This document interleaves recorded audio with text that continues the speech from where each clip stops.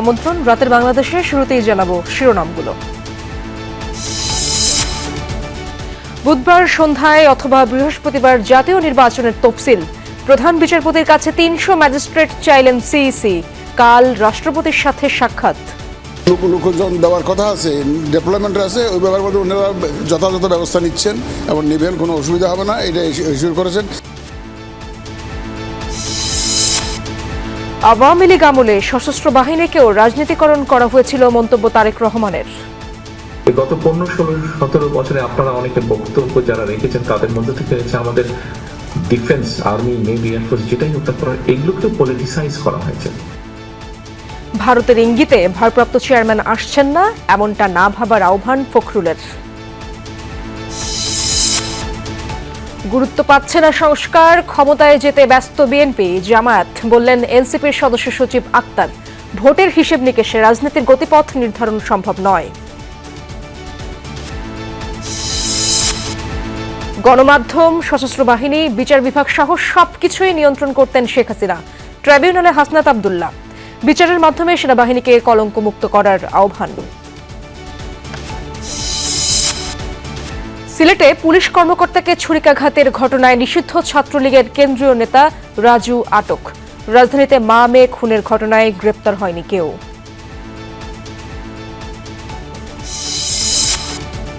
দুর্নীতিবাজ চাঁদাবাজদের ভোট না দেয়ার আহ্বান দুদক চেয়ারম্যানের। সংস্কারের পথে সবচেয়ে বড় বাধা আমলাতন্ত্র, অভিযোগ টিআইবির নির্বাহী পরিচালকের। সংস্কারের নামে যে সম্ভাবনা তৈরি হয়েছে সেটি যদি কিছু বাস্তবায়িত হতে হয়, সেটা হবে তখনই যখন আমাদের রাজনৈতিক সংস্কৃতি আর আমলাতান্ত্রিক সংস্কৃতিতে কিছুটা হলে পরিবর্তন হয়।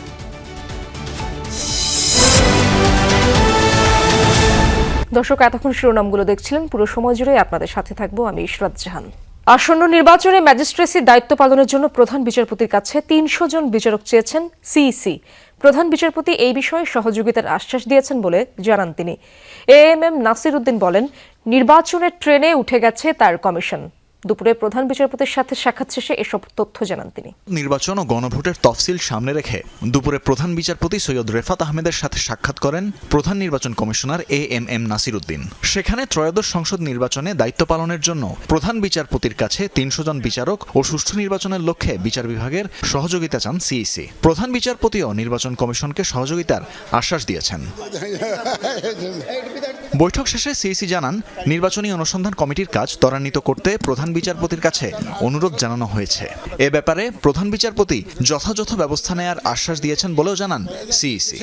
ইলেকট্রাল ইনকোয়ারি কমিটির যাতে ওনারা ডেপ্লয় করবেন আমাদের শিডিউল ঘোষণার সাথে সাথে, এই কাজটা যাতে ত্বরান্বিত করেন উনি, সেটা ওনাকে একটু রিকোয়েস্ট করেছে। চলতি সপ্তাহেই তফসিল হয়ে যাবে বলেও জানান প্রধান নির্বাচন কমিশনার। যে লোকজন দেওয়ার কথা আছে, ডেভেলপমেন্ট আছে, ওই ব্যাপারে ওনারা যথাযথ ব্যবস্থা নিচ্ছেন এবং নেবেন, কোনো অসুবিধা হবে না, এটা ইস্যুর করেছেন। আর কোনো মামলা নিয়ে কোনো আলাপ করেন না। এর আগে সোমবার পোস্টাল ব্যালট বাতিলের ৬ কারণ উল্লেখ করে সংসদীয় আরপিওর গ্যাজেট প্রকাশ করেছে নির্বাচন কমিশন। একই সাথে জানিয়েছে, পোস্টাল ব্যালটে থাকবে না স্থগিতকৃত প্রতীক। সেই ব্যালটে থাকা প্রতীকগুলোয় দাগ দেয়া না থাকলে বা একাধিক টিক বা ক্রস দেয়া থাকলে ব্যালট বাতিল হিসেবে গণ্য হবে। এছাড়া কোনো প্রতীকে টিক বা ক্রস দেয়া হয়েছে তা বোঝা না গেলেও বাতিল হবে সেটি। গণনা শুরুর আগে রিটার্নিং অফিসারের কাছে না পৌঁছালে, আদালত প্রার্থী তালিকায় পরিবর্তন আনলে, ঘোষণাপত্রে ভোটারের সই না থাকলে সেই ব্যালট বাতিল বলে বিবেচ্য হবে। সংশোধিত আরপিওতে উল্লেখ করা হয়, পোস্টাল ব্যালটের জন্য রিটার্নিং অফিসারের কার্যালয়ে ভোট কেন্দ্র হিসেবে ধরা হবে। এছাড়া ব্যালট গণনায় রিটার্নিং অফিসার, একজন প্রিজাইডিং অফিসার ও কয়েকজন পোলিং অফিসার নিয়োগ দেবেন। এদিকে তফসিল ঘোষণার জন্য চূড়ান্ত হয়ে গেছে সিইসির ভাষণ। বুধবার রাষ্ট্রপতির সাথে সাক্ষাৎ শেষে সন্ধ্যায় কিংবা বৃহস্পতিবার ত্রয়োদশ জাতীয় সংসদ নির্বাচন ও গণভোটের তফসিল ঘোষণা করা হবে বলে নিশ্চিত করেন নির্বাচন কমিশনার আব্দুর রহমান এল মাসুদ। তানভীর মৌসুম, যমুনা নিউজ, ঢাকা। আওয়ামী লীগের আমলে ৩ বাহিনীকে রাজনীতিকরণ করা হয়েছে বলে মন্তব্য করেছেন বিএনপির ভারপ্রাপ্ত চেয়ারম্যান তারেক রহমান। গুলশানে চেয়ারপারসনের কার্যালয়ে অবসরপ্রাপ্ত সামরিক কর্মকর্তাদের সাথে মতবিনিময় সভায় এমন মন্তব্য করেন তিনি। বলেন, সে সময় কোনো জবাবদিহিতা ছিল না, তাই প্রতিষ্ঠানগুলোকে আবার নতুন করে গড়ে তুলতে হবে। এ সময় তারেক রহমান জানান, চিকিৎসকরা বারণ করলেও সশস্ত্র বাহিনী দিবসের অনুষ্ঠানে গিয়েছিলেন খালেদা জিয়া। তিনি মানসিকভাবে উৎফুল্ল ছিলেন, কেননা সামরিক বাহিনীর সাথে জিয়া পরিবারের সম্পর্ক অত্যন্ত ঘনিষ্ঠ।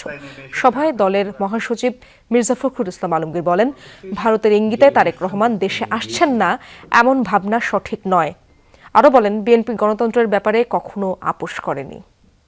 সার্ভিসে অথবা রিটায়ার যে অবস্থায় থাকুন, আপনাদের সাথে গত 15-16-17 বছরে আপনারা অনেকে বক্তব্য যারা রেখেছেন তাদের মধ্যে থেকে হচ্ছে আমাদের ডিফেন্স, আর্মি, নেভি, এয়ারফোর্স যেটাই হোক না কেন, এগুলোকে পলিটিসাইজ করা হয়েছে। এগুলো যেরকম পলিটিসাইজ হয়েছে, এর বাইরে যেই ইনস্টিটিউশন গুলো আছে গভর্নমেন্টের, কম বেশি সবগুলোকেই কিন্তু সিস্টেমেটিক্যালি ধ্বংস করে দেওয়া হয়েছে। বিএনপি আমলে বাংলাদেশ 5 বার দুর্নীতিতে বিশ্ব চ্যাম্পিয়ন, এটা আওয়ামী লীগের অপপ্রচার।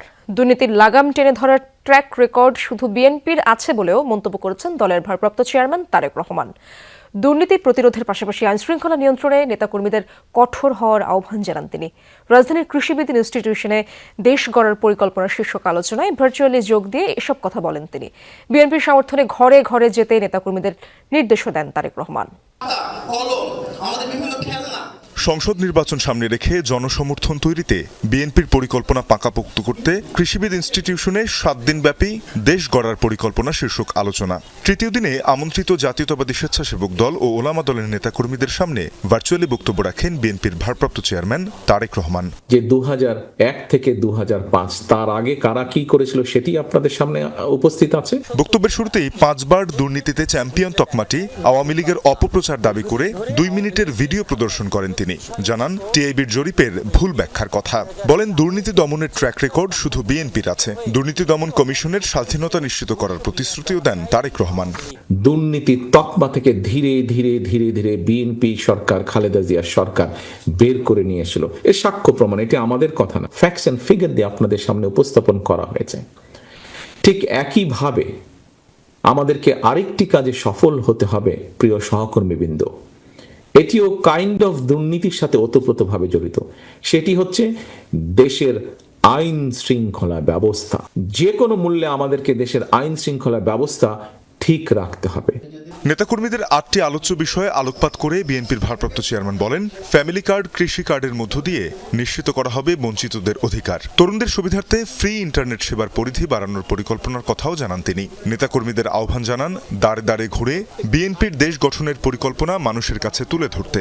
জনগণের প্রত্যেকটি ঘরে ঘরে ঘরে যেতে হবে, মা বোনদের কাছে যেতে হবে, তরুণ প্রজন্মের কাছে যেতে হবে, মুরব্বীদের কাছে যেতে হবে, ইমাম মুয়াজ্জিম সাহেবদের কাছে যেতে হবে যে ইয়েস, আমার দল এইগুলো করতে চায়, আমার দল এইগুলো বাস্তবায়ন করবে। হ্যাঁ, আমাদের হাতে কোনো জাদু নেই, জনগণ এটা জানে। জনগণ দেখতে চায় যে বিএনপি করছে কিনা, করবে কিনা। বাংলাদেশের স্বাধীনতা, সার্বভৌমত্ব শুধু বিএনপির কাছে নিরাপদ উল্লেখ করে তারেক রহমান বলেন, টিভি পত্রিকায় রাজনৈতিক নেতাদের ঝগড়া ফ্যাসাদে ক্লান্ত জনগণ। অন্যরা কথার ফুলঝুরি ফোটালেও বাস্তব পরিকল্পনা রয়েছে শুধু বিএনপির। জাতিকে স্বাবলম্বী করে গড়ে তোলার ট্র্যাক রেকর্ড বিএনপির আছে।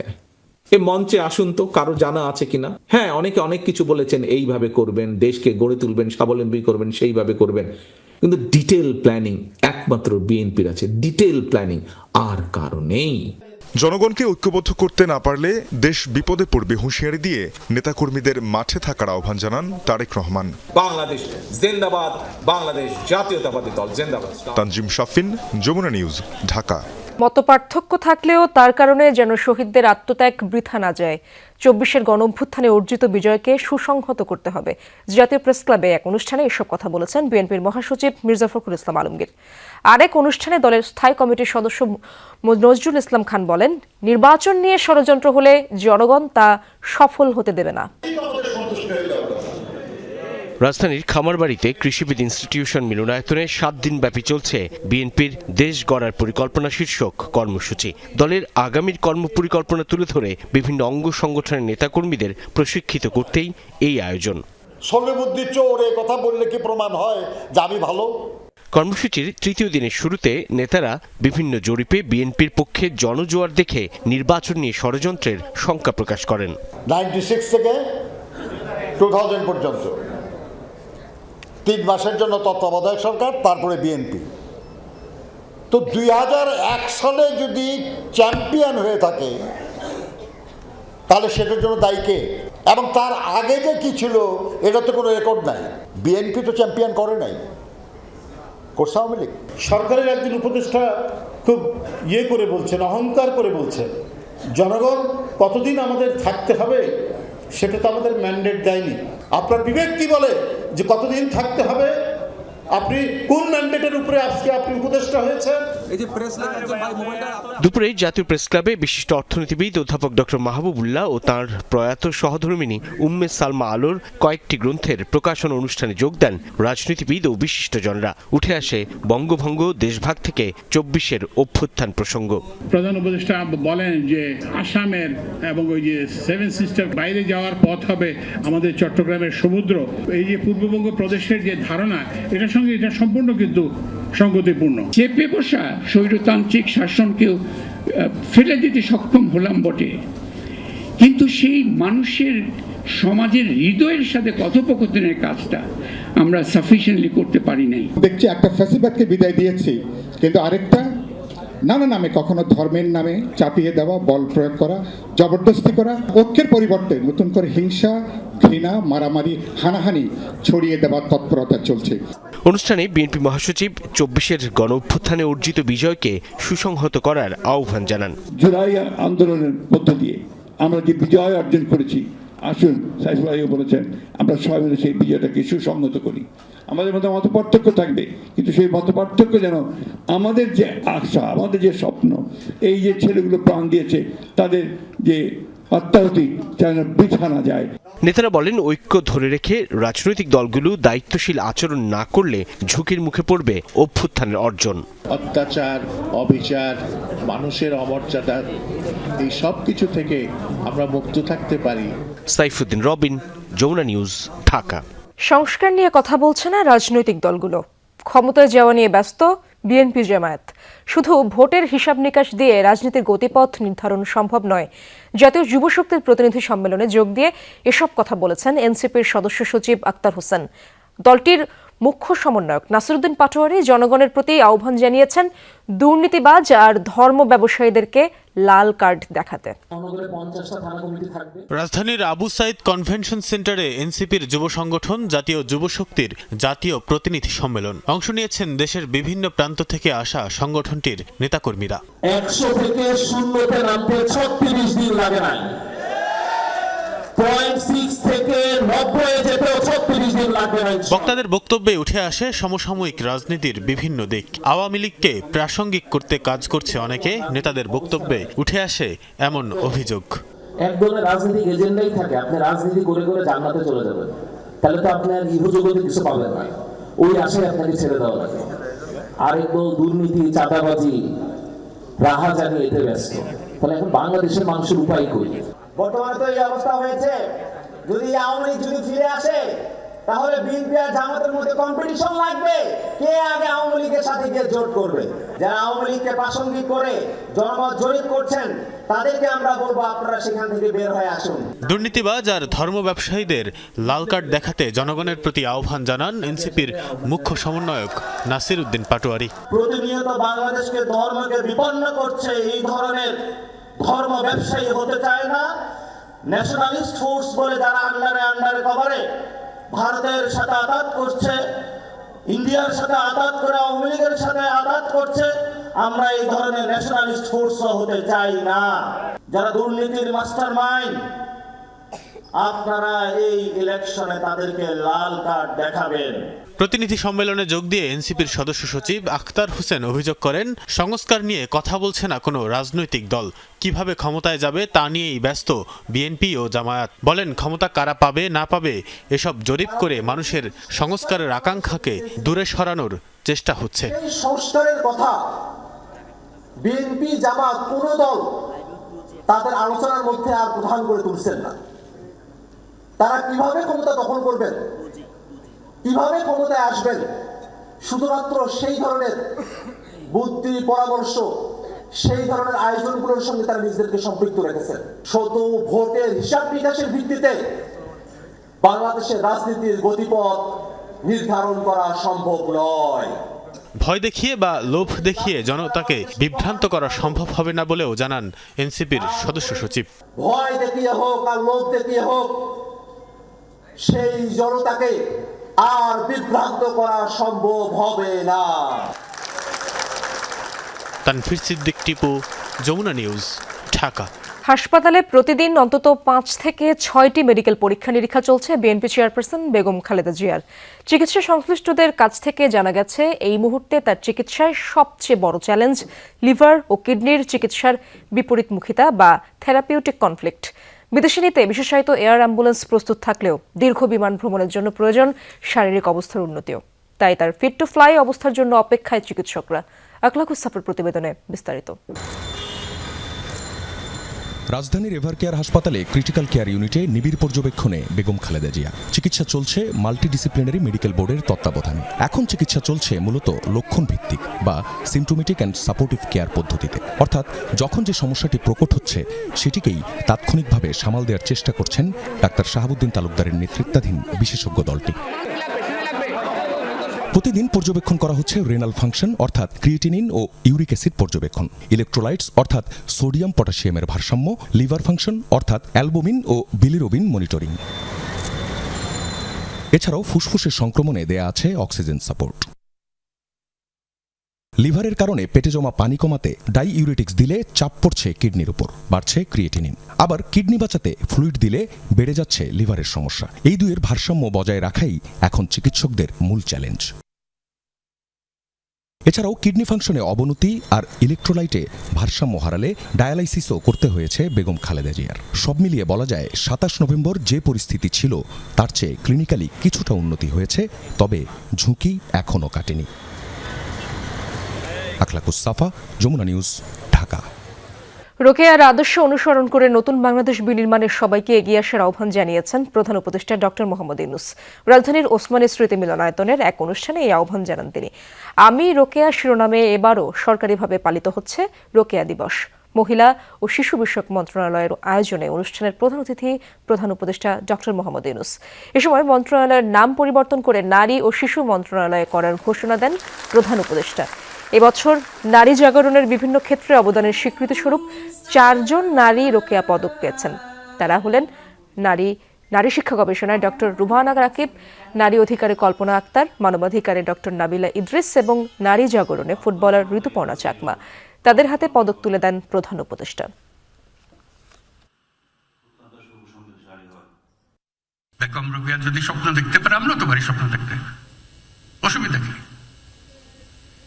দেখি না একবার বেগম রোকেয়া কত দূরে গিয়ে দিয়ে গেছে, আমরা অনেক দূর নিয়ে যাবো। আর কিছু করতে না পারি, স্বপ্নটা তো দেখতে পারি। বেগম রোকেয়া তাই করেছে, স্বপ্ন দেখে গেছে। বেশি কাজ করতে পারেনি, স্কুল করেছে ঠিক আছে, কিন্তু আমরা অনেক কাজ করতে গেছে। আজকে টেকনোলজির যুগে পারা যায় না এমন কোনো কাজ নেই। শহীদ আবু সাইদ হত্যা মামলায় ট্রাইব্যুনালে সাক্ষ্য দিলেন এনসিপি নেতা হাসনাত আব্দুল্লাহ। তিনি বলেন, গণমাধ্যম, সশস্ত্র বাহিনী ও বিচার বিভাগ সহ সবকিছুই নিয়ন্ত্রণ করতেন শেখ হাসিনা।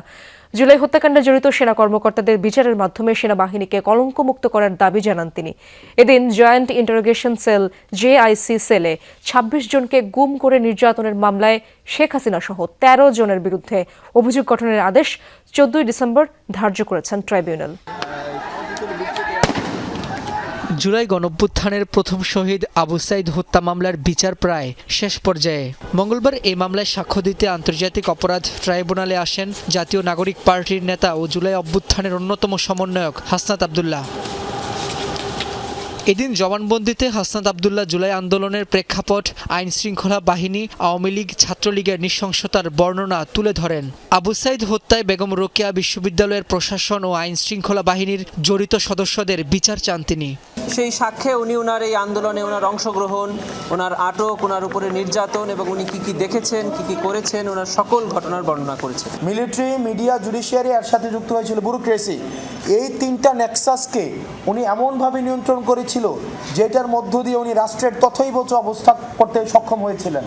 জুলাই হত্যাকাণ্ডে জড়িত সেনা কর্মকর্তাদের বিচারের মাধ্যমে সেনাবাহিনীকে কলঙ্কমুক্ত করার দাবি জানান হাসনাত আব্দুল্লাহ। বলেন, গণমাধ্যম, সশস্ত্র বাহিনী ও বিচার বিভাগ সহ সবকিছুর নিয়ন্ত্রণকর্তা ছিলেন শেখ হাসিনা। এই কতিপয় সদস্য ছিল, বিপদগ্রস্ত কিছু সদস্য ছিল যারা হাসিনার লেসপেন্সার হিসেবে যারা সব অপরাধের বৈধতা উৎপাদন করেছে, আনায়গরের বৈধতা উৎপাদন করেছে। আমরা চাই সেগুলোর বিচার নিশ্চিতের মধ্য দিয়ে সেনাবাহিনীকে কলঙ্কমুক্ত করা হবে। এদিন ট্রাইব্যুনাল 1-এ আওয়ামী লীগের আমলে জেআইসি সেলে ২৬ জনকে গুম করে নির্যাতনের মামলায় হাজির করা হয় গ্রেফতার ৩ জন সেনা কর্মকর্তাকে। মামলায় পলাতক শেখ হাসিনার পক্ষে শুনানি করেন রাষ্ট্রনিযুক্ত আইনজীবী আমির হোসেন। বাকি ১২ আসামিকে মামলার অভিযোগ থেকে অব্যাহতি চেয়ে শুনানি করেন তাদের আইনজীবীরা। পরে গুম ও নির্যাতনের এই মামলায় অভিযোগ গঠনের বিষয়ে আদেশের জন্য আগামী ১৪ ডিসেম্বর ধার্য করেন আদালত। বাংলাদেশ আর্মি ন্যায় বিচারের স্বার্থে একটি তদন্ত আদালত গঠন করে যে তদন্ত রিপোর্ট অনুসারে দায়ী ব্যক্তিদের ব্যবস্থা নিয়েছেন, সেই সকল দায়ী ব্যক্তিদের যে রেকমেন্ডেশন, সেই রেকমেন্ডেশনটা আমরা তুলে ধরেছি। সেখানেও এই ৩ জন আসামির কোনো দোষ নাই। এ মামলায় শেখ হাসিনা ও তার নিরাপত্তা উপদেষ্টা তারিক আহমেদ সিদ্দিক সহ সাবেক ও বর্তমান ১১ সেনা কর্মকর্তার বিরুদ্ধে ২০১৫ সালের ২২ অক্টোবর থেকে ২৪-এর গণঅভ্যুত্থানের সময় পর্যন্ত ২৬ জনকে গুম করার অভিযোগ আনে প্রসিকিউশন। রাব্বি হোসেন, যমুনা নিউজ, ঢাকা।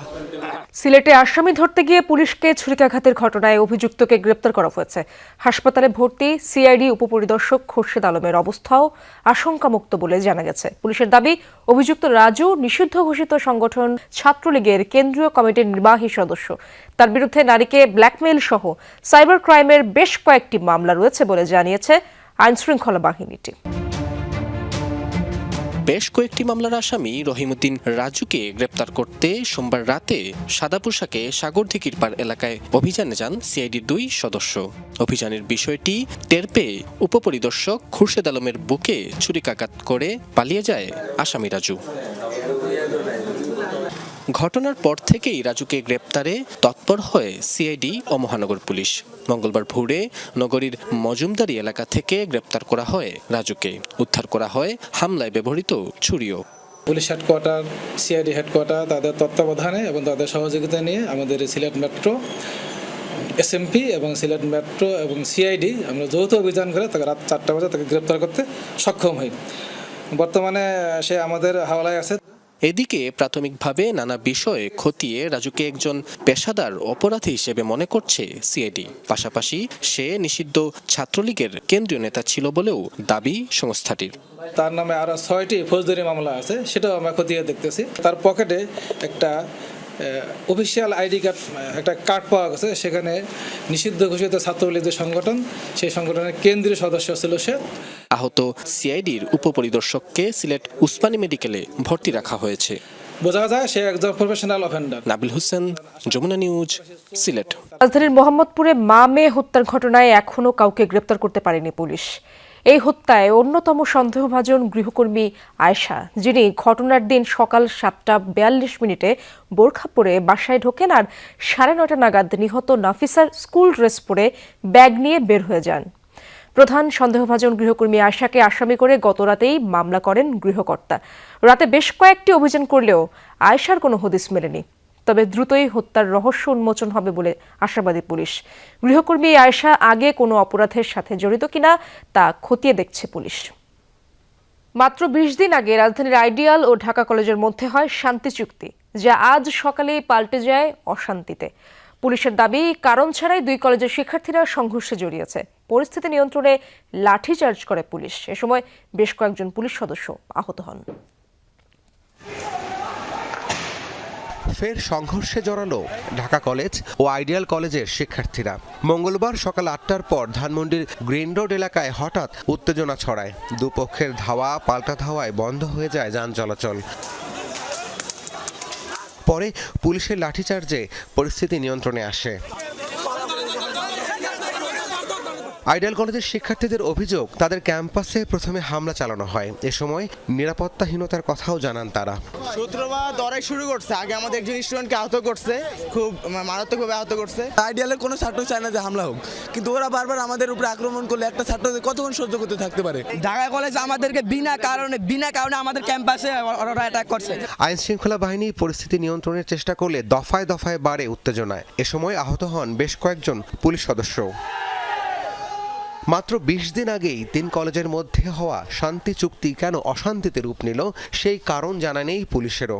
বলছেন তদন্ত করে নেওয়া হবে যথাযথ ব্যবস্থা। সকালে যে কি কারণে কি হয়েছে, আসলে এটা ওই যে আগে যারা বলছিলাম যে এদের মধ্যে কোনো কারণ লাগে না আর কি কোনো কিছু হইতে। তো আজকে ওই ঢাকা কলেজের একটা বাসে মনে হয় আইডিয়াল কলেজের কিছু স্টুডেন্ট গিয়ে প্রথমে অ্যাটাক করে।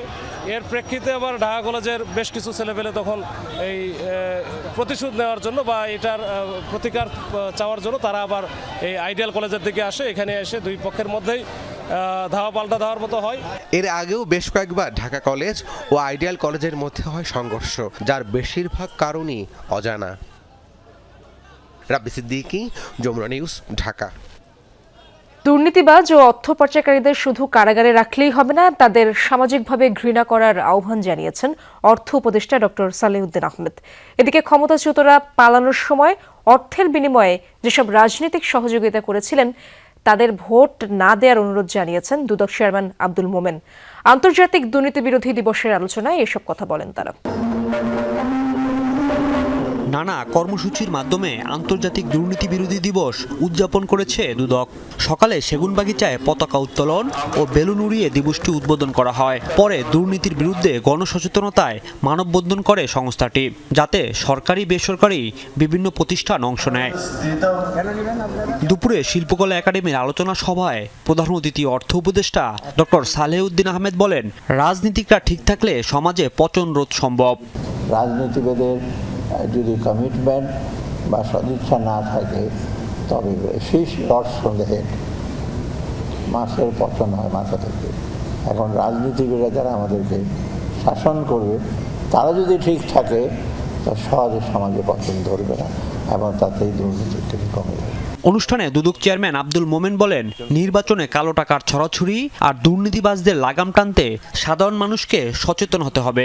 আমরা যদি আমাদের শাসন করার জন্য দুঃশাসকদের রাখি, আমরা যদি সঠিক লোককে নির্বাচন না করি, যারা দুর্নীতিগ্রস্ত, যারা সন্ত্রাসী, যারা চাঁদাবাজ, তাদের যদি রাখি, তাহলে আমরা কেমন করে সুশাসন পাবো?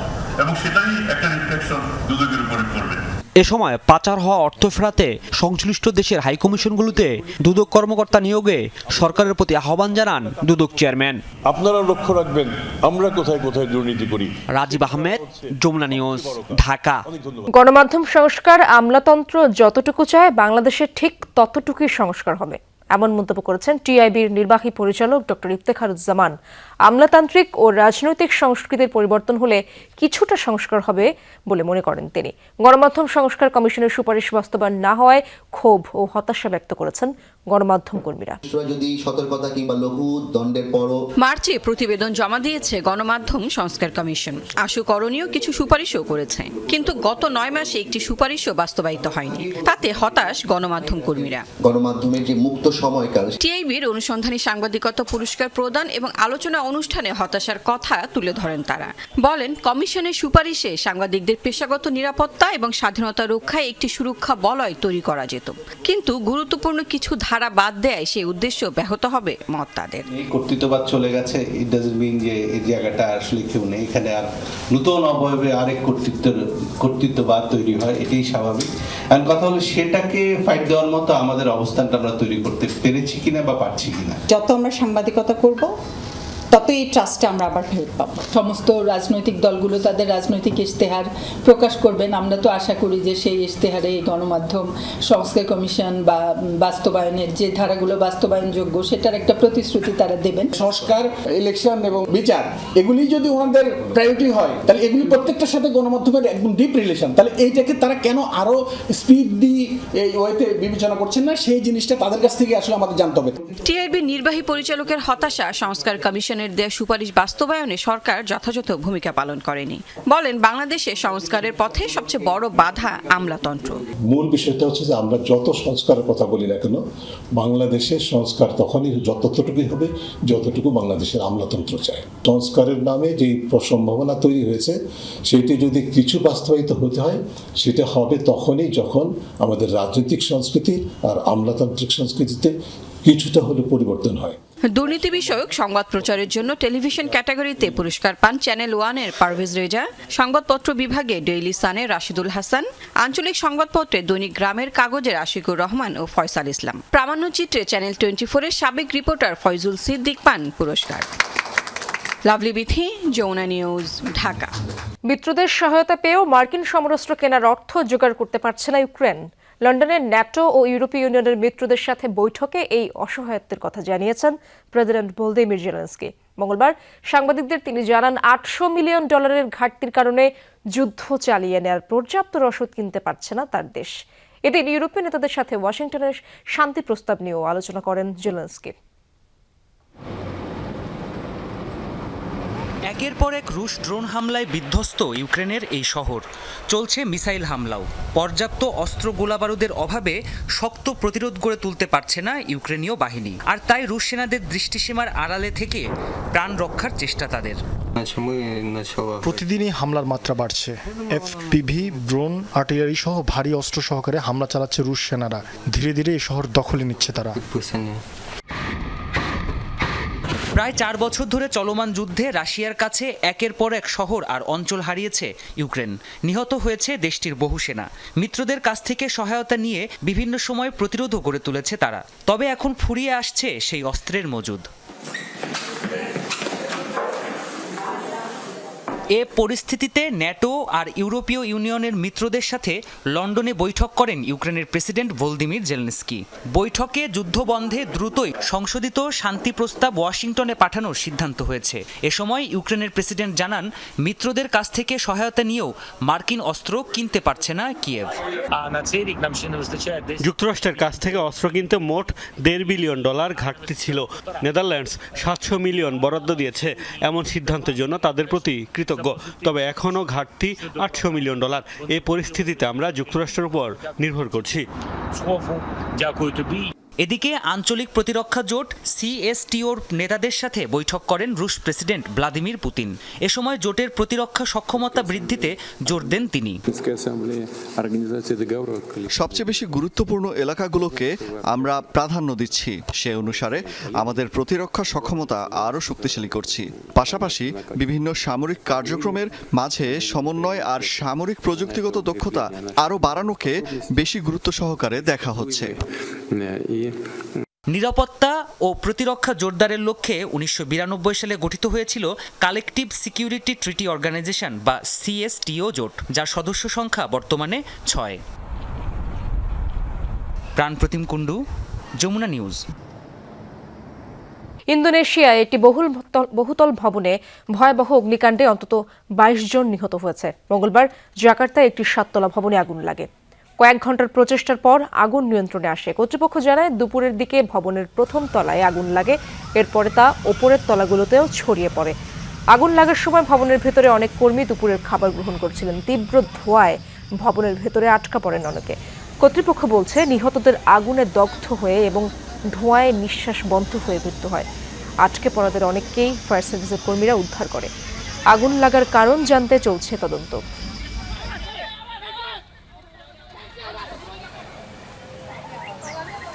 বেড়েই চলছে থাইল্যান্ড ও কম্বোডিয়ার মধ্যকার উত্তেজনার পারদ। সীমান্ত বিরোধের জেরে উভয় দেশের মধ্যে চলছে হামলা পাল্টা হামলা। মঙ্গলবার থাই নৌবাহিনী জানায়, ত্রাত প্রদেশে কম্বোডিয়ার বেশ কিছু টার্গেটে ড্রোন আর মিসাইল হামলা চালিয়েছে তারা। এতে কম্বোডিয়ার অন্তত 10 জন বেসামরিক নাগরিক নিহত হয়েছে, আহত আরও অন্তত 20 জন। সীমান্ত এলাকায় প্রায় 500টি অস্থায়ী আশ্রয় কেন্দ্র তৈরি করেছে থাই প্রশাসন। স্থানীয়দের সংঘর্ষের ছবি, ভিডিও প্রকাশ না করতে নির্দেশ দিয়েছে ব্যাংকক। এদিকে কম্বোডিয়ার লাগাতার রকেট হামলায় প্রাণ হারিয়েছে অন্তত 3 জন থাই সেনা, আহত আরও অন্তত 29 জন। উভয় দেশই একে অপরের বিরুদ্ধে বেসামরিক এলাকায় হামলার অভিযোগ তুলেছে। দর্শক, এই ছিল রাতের বাংলাদেশের আয়োজনে। এতক্ষণ যারা সঙ্গে ছিলেন সবাইকে ধন্যবাদ।